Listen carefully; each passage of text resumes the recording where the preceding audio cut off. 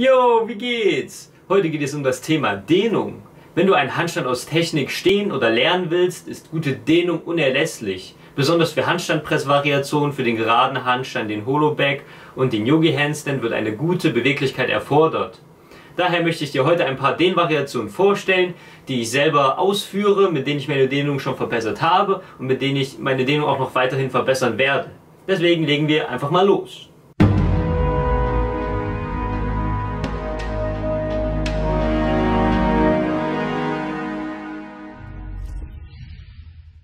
Schulterdehnung.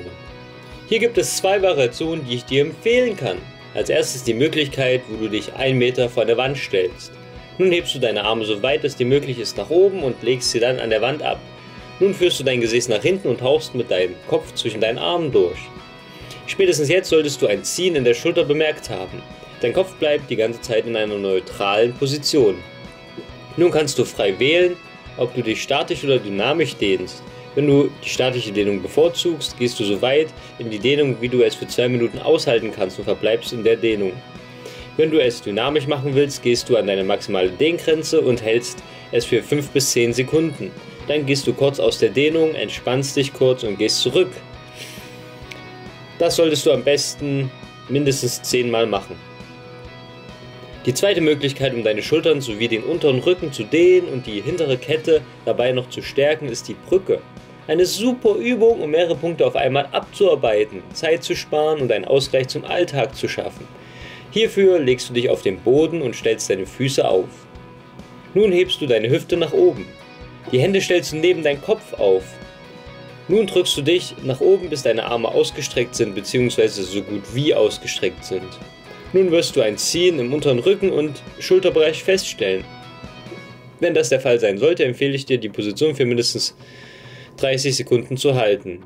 Wenn du noch kein Ziehen in der Position haben solltest, kannst du versuchen, deine Beine durchzustrecken und mit den Schultern über deine Hände oder darüber hinaus zu kommen, um deine Schulter mehr zu dehnen. Um deinen unteren Rücken und die vordere Bauchmuskulatur zu dehnen, kannst du versuchen, die Beine und Hände mehr zusammenzuführen. Hier kannst du auch wieder frei wählen, ob du dich statisch oder dynamisch dehnst. Meiner Meinung nach ist eine Kombination von beiden ganz gut, beziehungsweise ist es gut, wenn du dich mit den Dehnungen abwechselst in jeder Dehnsession oder jedem Training. Falls dir diese Progression noch zu schwer fallen sollte, empfehle ich dir, das Tutorial zur Brücke von Sebastian anzuschauen. Dort erfährst du alles, was du wissen musst und was es für verschiedene Progressionen gibt. Bauchdehnung. Die vordere Bauchmuskulatur kannst du ja super mit der Brücke dehnen. Deswegen zeige ich dir jetzt, wie du die seitliche Bauchmuskulatur effektiv dehnen kannst. Hierfür stellst du deine Beine sehr breit auf. Nun drehst du einen Fuß nach außen, dass er zur Seite gerichtet ist. Der andere Fuß bleibt unverändert. Als nächstes beugst du deinen Oberkörper zu dem Fuß, der nach außen gerichtet ist. Dabei solltest du darauf achten, dich nicht einzudrehen, sondern nur eine seitliche Bewegung auszuführen. Nun solltest du ein Ziehen an der äußeren Bauchmuskulatur feststellen. Ich bevorzuge dabei, die Arme nach außen zu strecken, bzw. zur Seite. Nun darfst du wieder selber entscheiden, welche Art der Dehnung du bevorzugst. Wenn du in dieser Dehnung gut bist, wird es dir die Handstand-Flag um einiges erleichtern. Beindehnung. Die wichtigste Dehnung meiner Meinung nach für den Handstand ist die Dehnung der Kniekehle. Wenn du nicht ausreichend gedehnt bist, an dieser Stelle wird ein sauberer Handstand-Press und alle Variationen, die daraus folgen, sehr schwer, bzw. sehr unsauber, wie du auch bei mir sehen kannst. Ich habe da auch noch sehr viel dran zu arbeiten und zu verbessern. Was du nun am Anfang dafür tun kannst, wenn du noch sehr ungedehnt bist, ist deine Beine etwas weiter als schulterbreit aufzustellen. Nun gehst du mit deinem Oberkörper nach unten und versuchst deine Hände auf den Boden abzulegen. Falls du noch nicht weit genug kommst, ist das kein Problem. Nun solltest du im Normalfall ein Ziehen in der Kniekehle spüren. Somit dehnst du diesen Bereich jetzt schon. Was wichtig ist, du solltest dir bei dieser Dehnung vorstellen, den Bauch in Richtung Beine zu drücken, bzw. in Richtung Boden.